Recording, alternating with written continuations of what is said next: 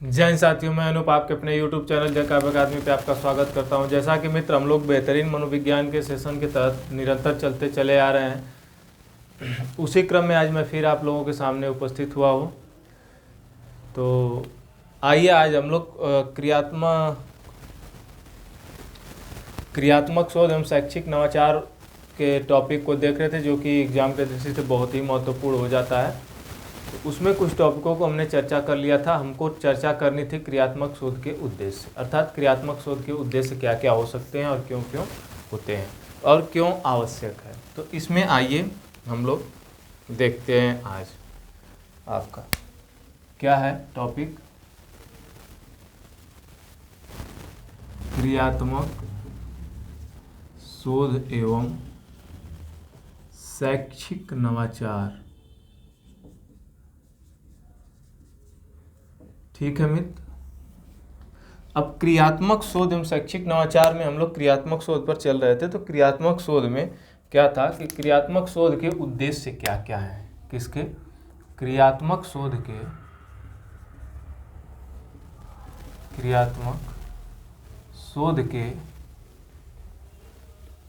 उद्देश्य।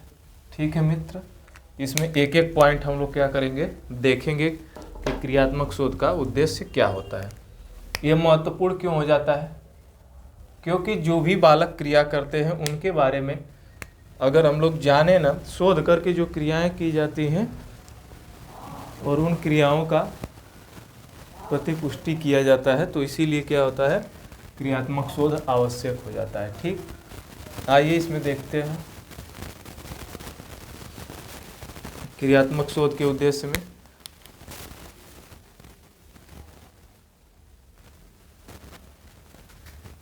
इसका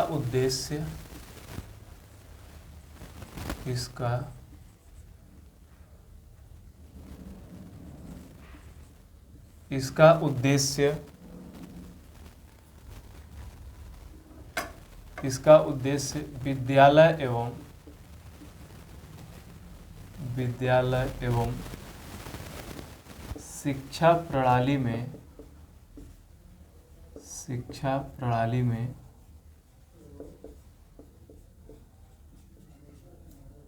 सुधार लाना है। ठीक,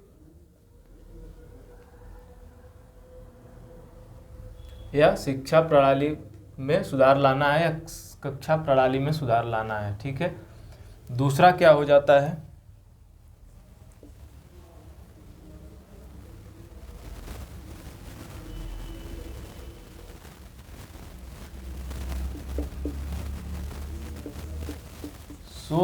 शोधकर्ता का संबंध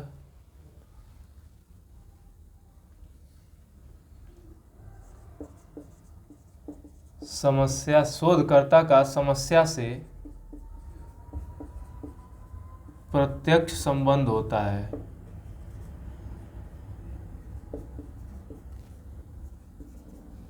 ठीक, क्या होता है, प्रत्यक्ष संबंध होता है। और यह समस्याएं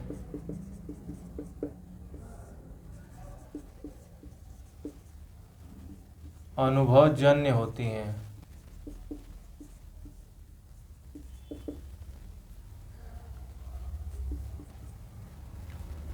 ध्यान दीजिएगा, टॉपिक बहुत ही महत्वपूर्ण हो जाता है। ठीक है,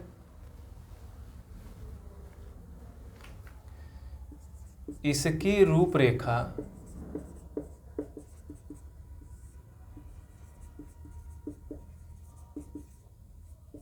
अत्यधिक लचीली होती है।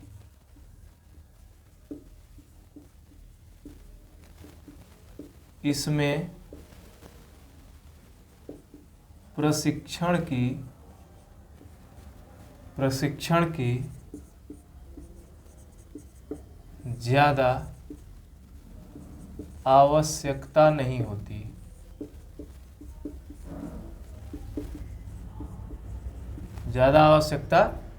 है। ठीक है,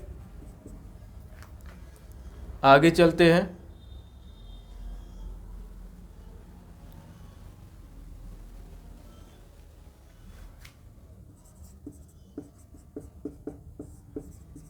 प्रदत्तों के विश्लेषण में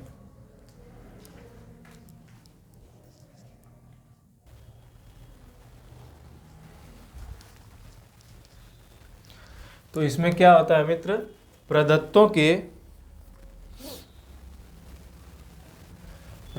के विश्लेषण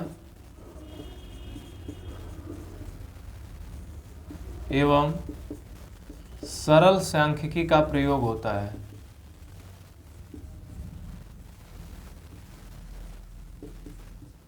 ठीक, इसमें ये बहुत ही आसान शोध होता है, जिससे क्या होता है कि आसानी से सभी लोग क्या कर सकते हैं, इसको कर सकते हैं। इसमें ज़्यादा कुछ दिमाग या बुद्धि लगाने की ज़रूरत नहीं है। ठीक है, इसीलिए इसको क्या कहा जाता है, इसका प्रयोग भी ज़्यादा किया जाता है।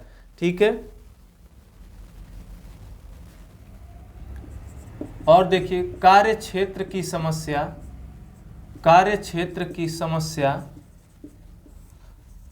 व्यवहारिक रूप से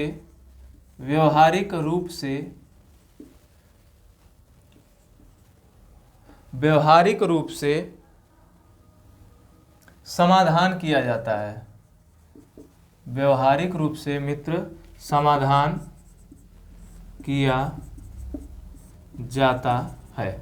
ठीक है, कार्यक्षेत्र की समस्याओं को कैसे किया जाता है, व्यवहारिक रूप से उसका समाधान किया जाता है, ताकि बच्चे को ज़्यादा से उसको कठिनाई का सामना न करना पड़े। ठीक है,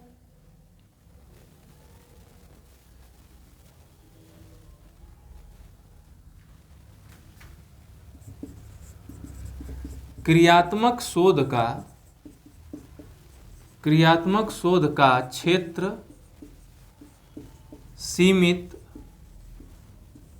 सीमित एवं क्षेत्रीय होता है। क्या होता है मित्र, क्षेत्रीय होता है।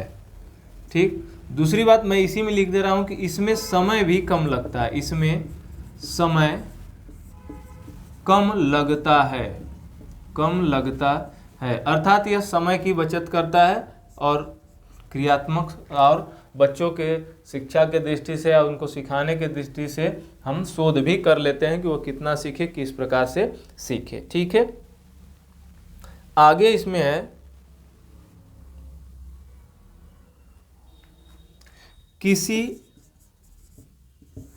किसी विशिष्ट संबंध में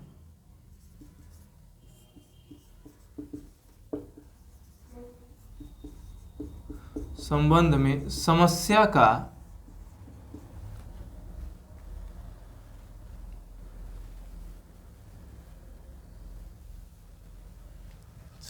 का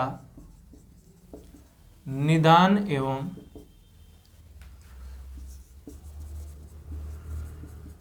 समाधान करना। ठीक मित्र, आगे चलते हैं साथी, इसमें देखते हैं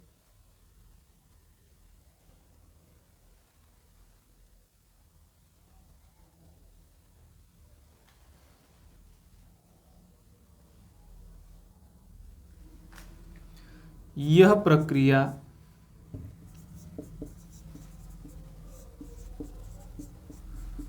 कार्य विश्लेषण पर बल देती है,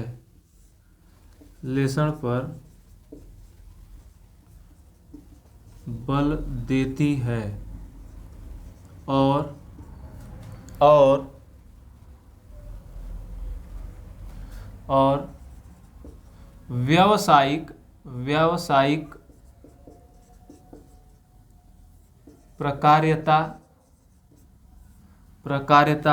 तथा कार्यकुशलता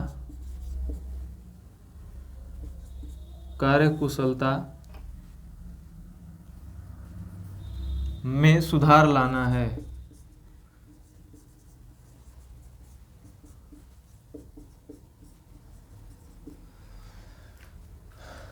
ठीक है, आगे आते हैं।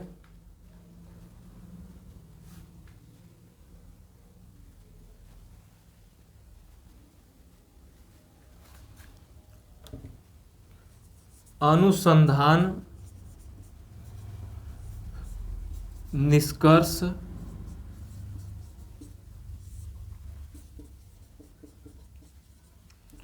स्थानीय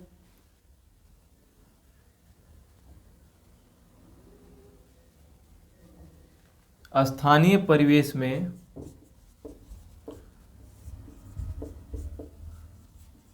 उपयोगी होते हैं।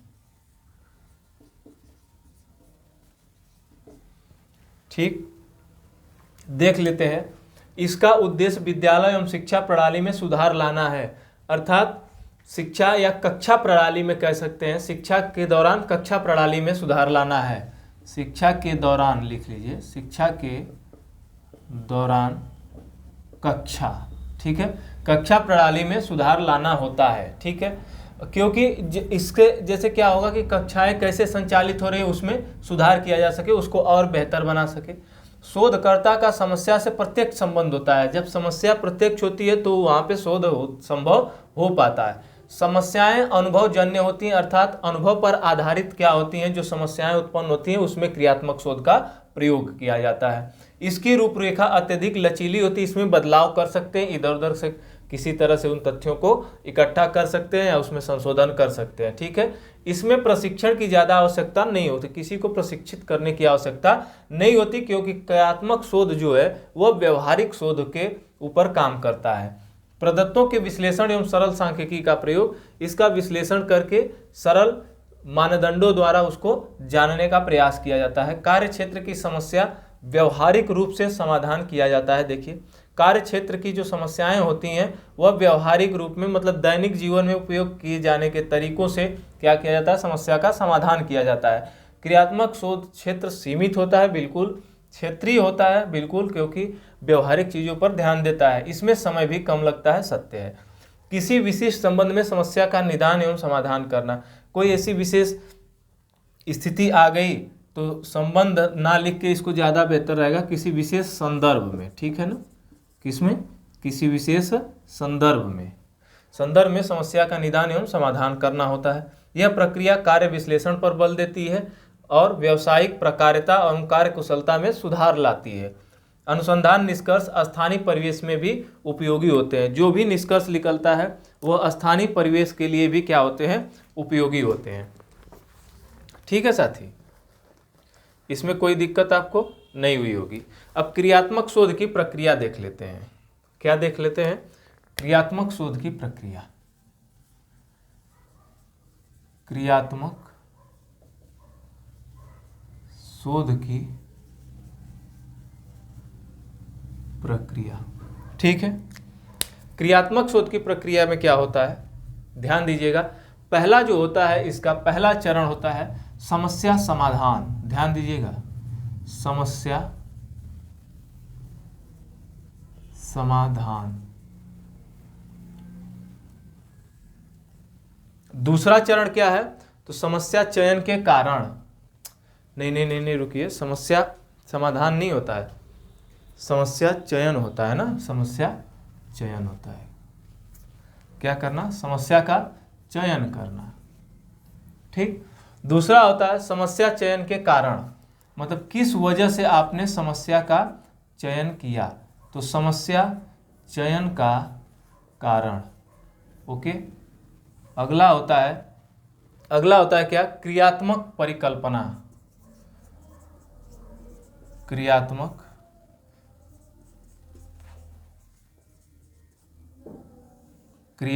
परिकल्पना। ठीक, अगला होता है मित्र कार्यविधि, किस तरह से कार्य किया जाए, इस पर कार्य विधि होती है। ठीक, कार्य विधि होती है। उसके बाद प्रदत्त विश्लेषण होता है। उसके बाद क्या होता है, प्रदत्त विश्लेषण।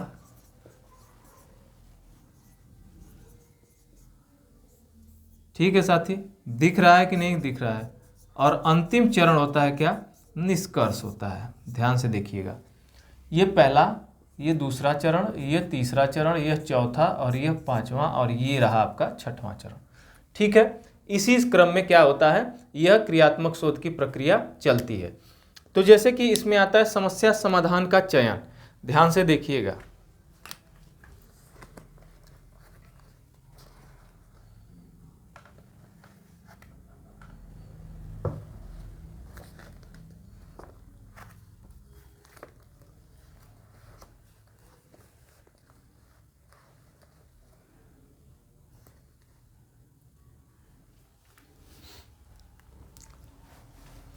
ठीक, जो पहला समस्या चयन होता है, पहला चरण समस्या समस्या चयन, दूसरा चरण समस्या चयन का कारण, तीसरा चरण क्रियात्मक परिकल्पना, चौथा कार्यविधि, पांचवा है प्रदत्त विश्लेषण और छठवां क्या है, निष्कर्ष की प्रक्रिया है। ठीक है, तो समस्या चयन का मतलब क्या होता है कि समस्या का चयन करना, क्या करना, समस्या का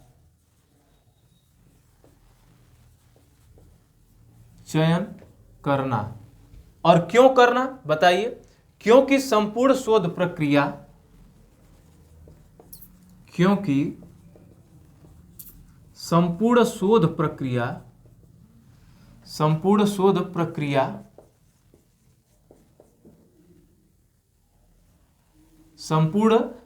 प्रक्रिया साथी क्या होती है, वो इसी समस्या के आसपास घूमती है। संपूर्ण शोध प्रक्रिया समस्या के आसपास घूमती है।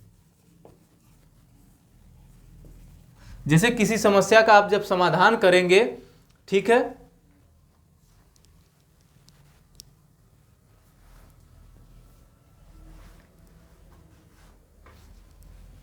इर्द गिर्द घूमती है। जैसे किसी समस्या का जब आप चुनाव करते हैं तो उस समस्या से ही संबंधित तथ्यों को कलेक्शन करते हैं ना, अर्थात इसका अर्थ यह भी निकलता है कि समस्या के बिना, क्या साथी, समस्या के बिना शोध संभव नहीं है, शोध संभव नहीं है। ठीक, अब समस्या चयन का कारण क्या होता है, समस्या का स्वरूप निश्चित होने के बाद, कारण समझिए,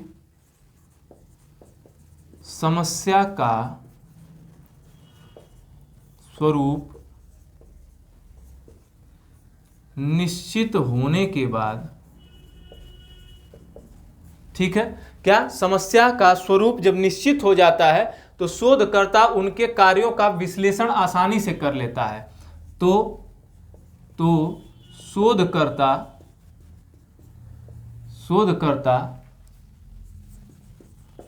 उनके कार्यों का विश्लेषण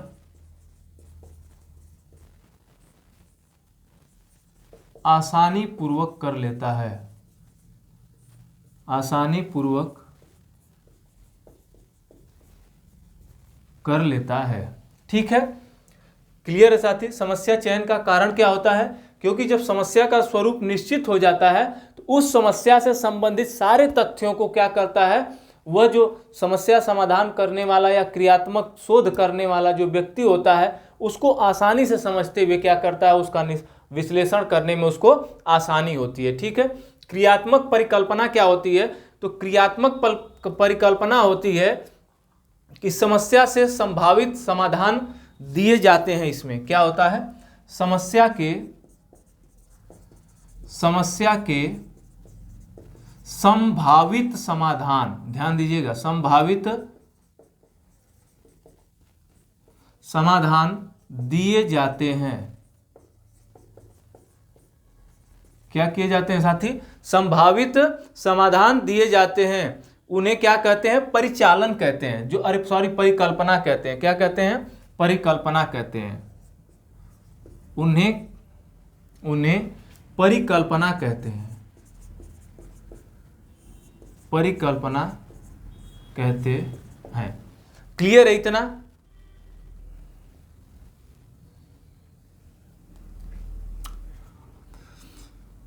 इसमें समस्या का विश्लेषण करके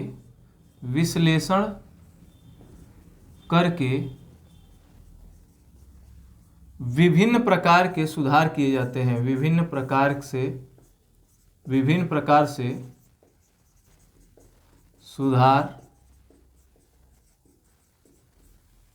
किए जाते हैं। ठीक है, इतना क्लियर समझ में आ रहा है एकदम, कोई इसमें दिक्कत आपको मेरे ख्याल से नहीं हो रही होगी, होनी भी नहीं चाहिए, क्योंकि इतना फैक्ट रूप से मैं इसको क्या कर रहा हूँ, विस्तारित भी कर रहा हूँ, ताकि क्रियात्मक परिकल्पना क्या है, समस्या चयन का कारण क्या होता है, समस्या चयन किस लिए होती है, फिर उसके बाद कार्यविधि का क्या कार्य होता है, फिर उसके बाद प्रदत्त विश्लेषण क्या होता है, फिर उसके बाद निष्कर्ष क्या होता है, मैं सबको क्या कर रहा हूं, एक एक करके आपको बता रहा हूं, ठीक है। और देखिए कार्य विधि क्या होती है, तो कार्य विधि में यह निश्चित किया जाता है कि न्यायादर्श पर कितने स्तर पर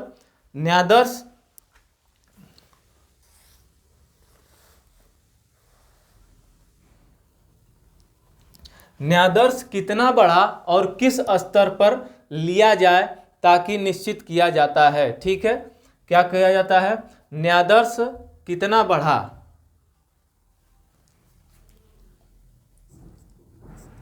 न्यायादर्श कितना बढ़ा एवं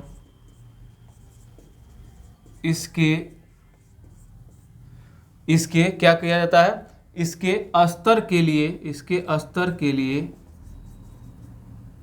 लिए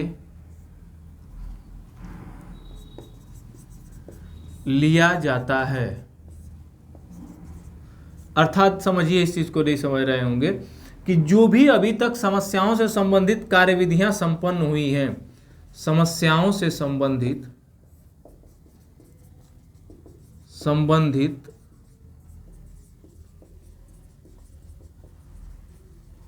कार्यविधियों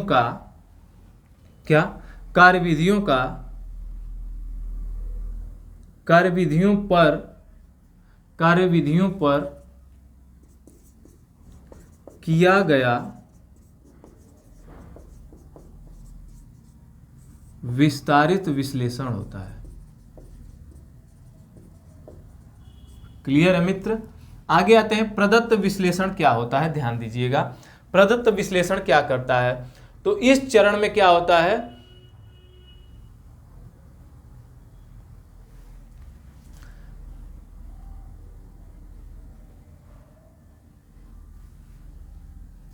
इसमें क्या होता है कि प्राप्त प्रदत्तों का क्या होता है, जो भी मतलब समाधान हमको मिलते हैं उसका विश्लेषण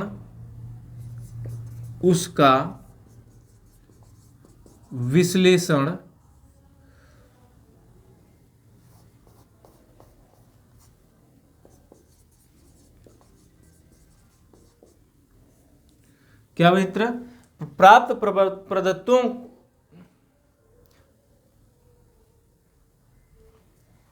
प्रदत्तों का विश्लेषण, ठीक है। प्राप्त प्रदत्तों का विश्लेषण, ठीक है, सांख्यिकी आधार पर किया जाता है। क्या किया जाता है, सांख्यिकी आधार पर किया जाता है। सांख्यिकी आधार पर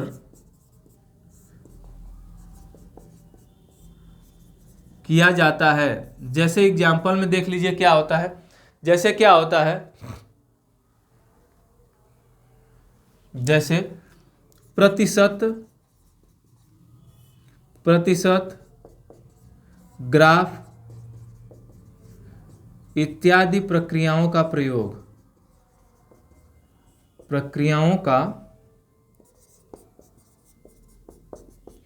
प्रयोग होता है, ठीक है।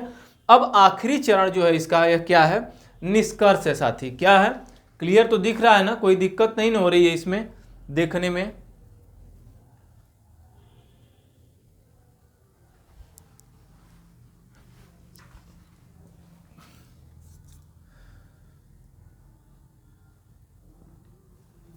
क्या होता है विश्लेषण साथी, प्रदत्तों के विश्लेषण के परिणामों के आधार पर क्या होता है, प्रदत्तों के विश्लेषण के परिणामों के आधार पर क्या किया जाता है, परिणामों के आधार पर निष्कर्षों का प्रतिपादन किया जाता है, अर्थात निष्कर्ष बताए जाते हैं। निष्कर्षों का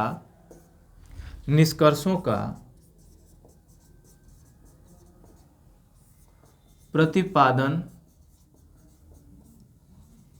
किया जाता है साथी। तो यह आपके इसकी क्रियात्मक शोध की प्रक्रिया के जो हैं, यह क्या है, आपके चरण थे, जैसे जिस क्रम में मैंने लिखा है उसी क्रम में इस चरण को क्या करना है, पढ़ना है। ठीक है, बताइए यहाँ तक कोई दिक्कत आपको हो रही है? नहीं हो रही होगी मेरे ख्याल से। जस्ट सेकेंड मित्र, थोड़ा सा लेते हैं इरेज करने के लिए।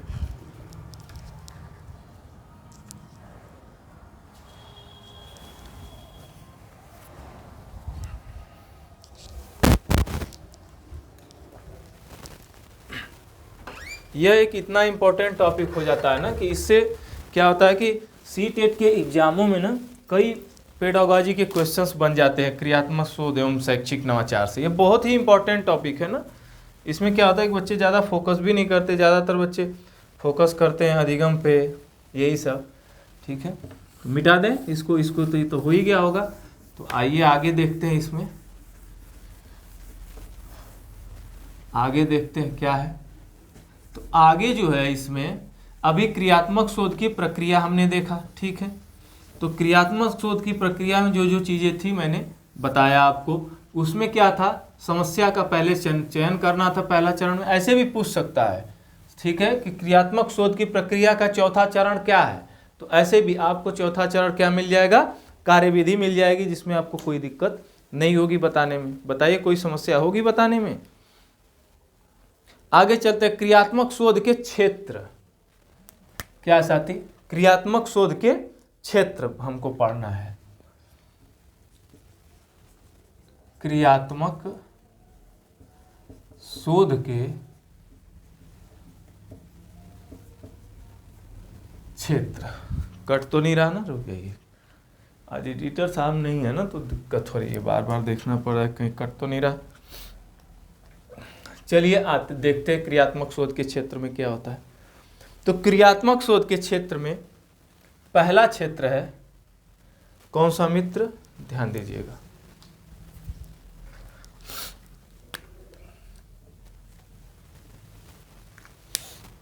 पहला क्या है,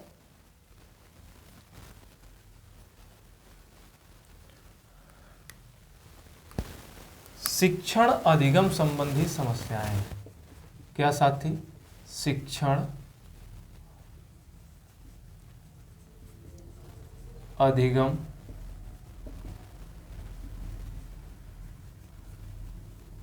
संबंधी समस्याएं। क्लियर?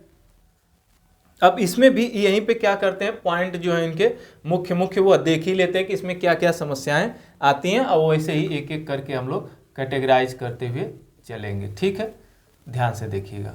ठीक, पहला है इसमें कि शिक्षण में नई विधियों को न अपनाने पर समस्या।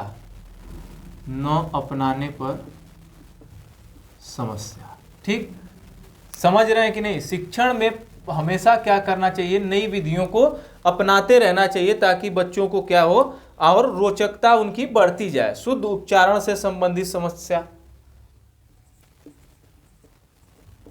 शुद्ध उच्चारण से संबंधी समस्या। जैसे कि मान लीजिए कोई एक तोतले मास्टर आज ही आ गए, तो वह क्या करेंगे, जो भी शब्द का उच्चारण करेंगे उनको, उनके शब्दों को समझने में बालक को क्या होगी, अत्यधिक कठिनाई महसूस होगी। ठीक है, अगला है कक्षा कार्य संशोधन। क्या है साथी, कक्षा कार्य संशोधन। ठीक है, कक्षा का जो कार्य दिया जा रहा है उसको क्या किया जाए, उसको बदला जाया करे, हमेशा एक ही तरह के कार्य न दिए जाए। गृह कार्य से संबंधित समस्या, गृह कार्य से संबंधित समस्या। ठीक है मित्र, इकाई शिक्षण की समस्या, इकाई शिक्षण समस्या। ठीक है, इकाइयों का ध्यान रखना चाहिए। अगला आते हैं दूसरा, इसमें क्या है, पहला शिक्षण अधिगम संबंधी समस्या हो गई ना, आपने देखा यहाँ पर कोई दिक्कत है, यहाँ पे कोई दिक्कत। अगला हो जाएगा मूल्यांकन तथा परीक्षा संबंधी समस्या। परीक्षा संबंधी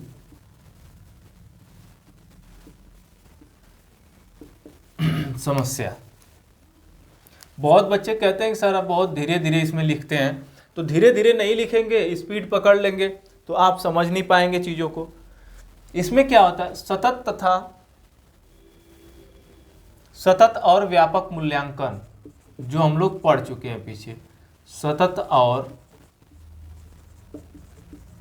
व्यापक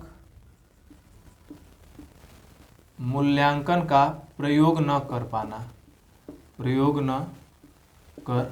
पाना, तो मूल्यांकन तथा परीक्षा संबंधी समस्या आ जाएगी, है ना। सही से बालक का मूल्यांकन नहीं हो पाएगा, उसके पक्षों को नहीं जान पाएंगे।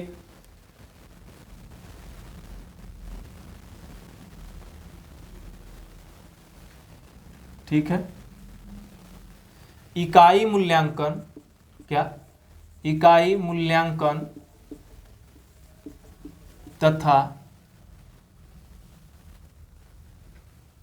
तथा मासिक परीक्षाओं संबंधी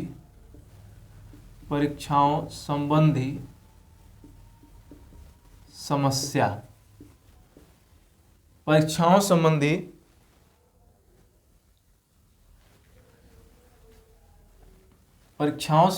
व्यवस्था की समस्या।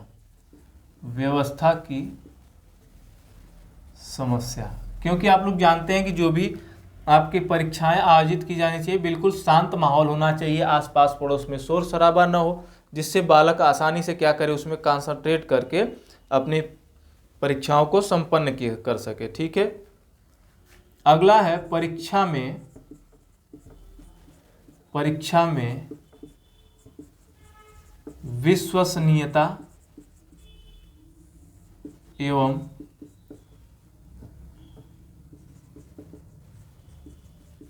वस्तुनिष्ठता। ठीक है, वस्तुनिष्ठता होनी चाहिए, अगर नहीं है तो क्या होगी, समस्या उत्पन्न हो जाएगी। अगला आते हैं तीसरा, जो है इसमें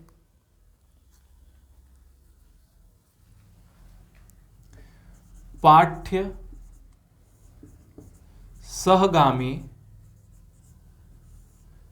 सहगामी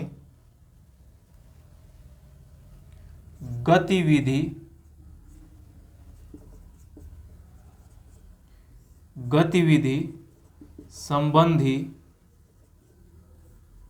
संबंधी समस्या।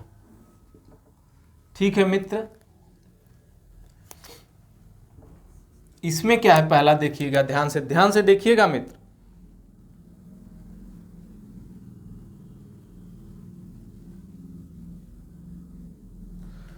गतिविधियों के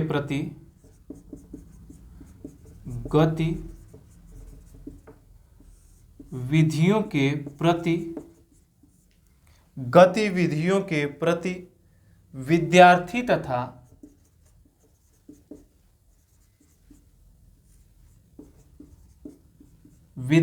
तथा अध्यापकों द्वारा रुचि न लेने की समस्या। विद्यार्थी तथा अध्यापकों द्वारा रुचि न लेने की समस्या।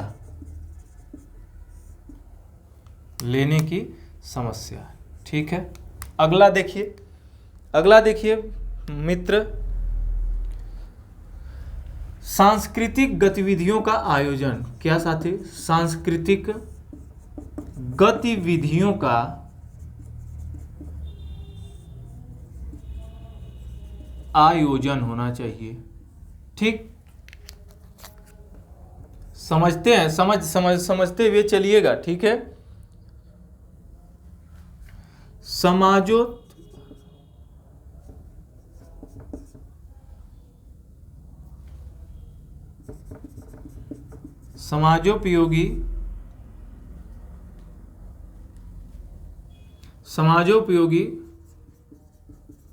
उत्पादक कार्य की, क्या साथी, उत्पादक कार्य की व्यवस्था संबंधी समस्या की, व्यवस्था संबंधी समस्या। Okay, done. अगला आते हैं साथी, अगला है इसका खेल के मैदान तथा उपकरण की समस्या। खेल के मैदान तथा उपकरण की समस्या, उपकरण की समस्या। ओके, अगला है, अगला देखते हैं साथी, और यह शायद अंतिम होगा। ठीक है, क्या है यह? विद्यालय प्रबंधन तथा प्रशासन संबंधी समस्या। विद्यालय प्रबंधन तथा प्रशासन संबंधी समस्या।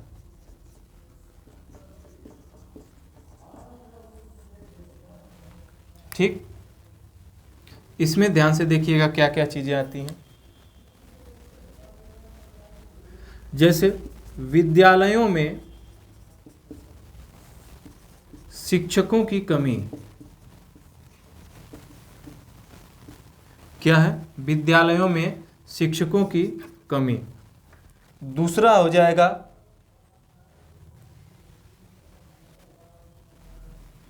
बहुकक्षा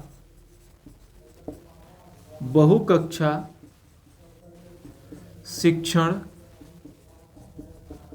कठिनाई। ठीक है, अर्थात एक ही कक्षा में क्या किए, कई क्लास के बच्चों को टीचर की कम उपलब्धता की वजह से एक ही कक्षा में सारे बच्चों को बैठा दिए। ठीक है, सार्वभौम नामांकन तथा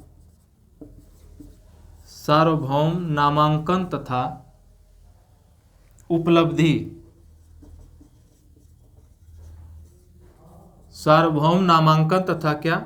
उपलब्धि। ठीक है मित्र, और विद्यालय का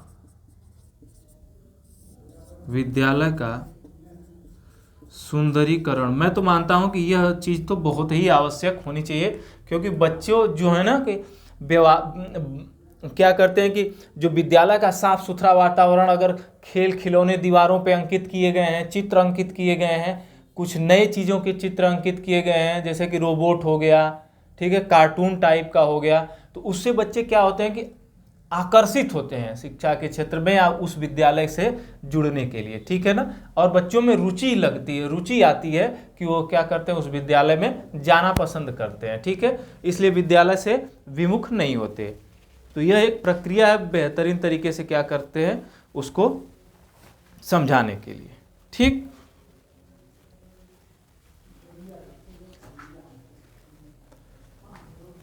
तो आज के लिए बस इतना ही रखेंगे। यह सेकेंड सेशन है आपका क्रियात्मक शोध एवं शैक्षिक नवाचार का। अब इसके बाद क्रियात्मक शोध की सारी प्रक्रियाएं खत्म हो गई। अगले और लास्ट सेशन में अब हम पढ़ेंगे शैक्षिक नवाचार। उसमें क्या होता है, शैक्षिक नवाचार में जो भी नए नए उपचार अपनाए जाते हैं शिक्षण के क्षेत्र में, उसी को क्या कहते हैं, शैक्षिक नवाचार कहते हैं। जैसे कि किसी चीज़ को सिखाने के लिए किसी नए उपकरण की मदद लेना, जो बच्चों के लिए एकदम नया हो और वह आकर्षक हो। तो जो शिक्षा के क्षेत्र में नए नए उपचार किए जाते हैं वही क्या कहलाते हैं, शैक्षिक नवाचार कहलाते हैं। तो इस टॉपिक को अगले सेशन में हम लोग डिस्कस करेंगे। आज के लिए बस इतना है। तो इस चैनल को ज़्यादा से ज़्यादा शेयर, सब्सक्राइब, लाइक करते रहिए और इस चैनल पर विश्वास बनाए रखिए, और इससे कंटेंट बिल्कुल नोट्स बना के इस चीज़ों को रखते रहिए। यह बहुत ही उपयोगी होगी। और इस बात की दावा कर रहे हैं कि जब एनालिसिस होगा, देखिएगा लगभग 30 में से 28-29 क्वेश्चंस पूरे सेशन से नहीं गए तो कहिएगा। जो अभी तक 70-80 लेक्चर, 60-70 लेक्चर हो चुके हैं, जो उम्मीद है कि लगभग आपका पूरा लेक्चर अगर टोटल ले लेंगे तो लगभग 100 के आसपास पहुंच सकता है। तो आपके एग्ज़ाम तक मैं इसको पूरा कंप्लीट कर दूंगा आपके सिलेबस को, सी टेट के। ठीक है, तो जय हिंद दोस्तों, जय जय काव्य अकादमी।